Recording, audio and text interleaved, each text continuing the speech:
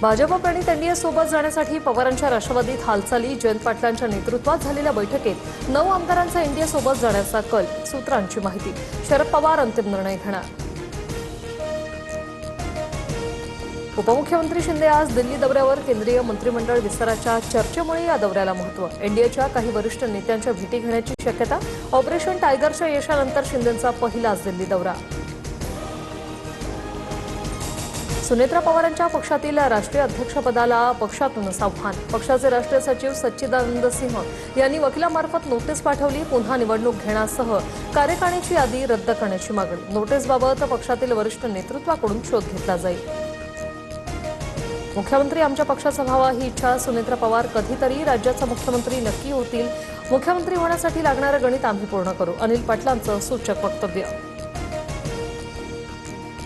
नाशिकमधील 15 नगरसेवकांना बुधवारी मातोश्रीवर बोलावणं. ऑपरेशन टायगरच्या चर्चेच्या पार्श्वभूमीवर उद्धव ठाकरे बैठक घेणार. 10 ते 12 नगरसेवक शिंदेसेनेच्या संपर्कात असल्याच्या चर्चेनंतर ठाकरे अलर्टवर.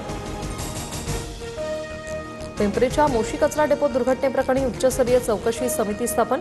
महिनाभरात प्राथमिक आणि 2 महिन्यात अंतिम अहवाल सादर करण्याचे आदेश. या प्रकरणी कंपनीवर सदोष मनुष्यवधाचा गुन्हा दाखल. 2 अधिकाऱ्यांवर कारवाई.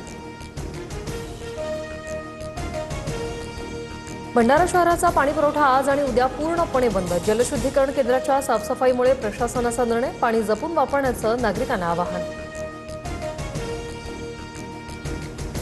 पाकिस्तानी गँगस्टर शहजाद भट्टीशी संबंधित व्यक्तीवर एटीएसची धडक कारवाई. पुणे पिंपरी चिंचवडमध्ये महाराष्ट्र एटीएसचे छापे. संबंधित व्यक्तींना ताब्यात घेऊन चौकशी.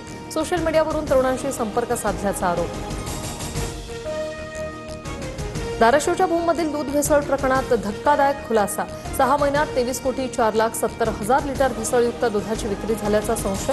100 लिटर शुद्ध दुधामध्ये 10 लिटर कृत्रिम दूध मिसळल्याचं उघड.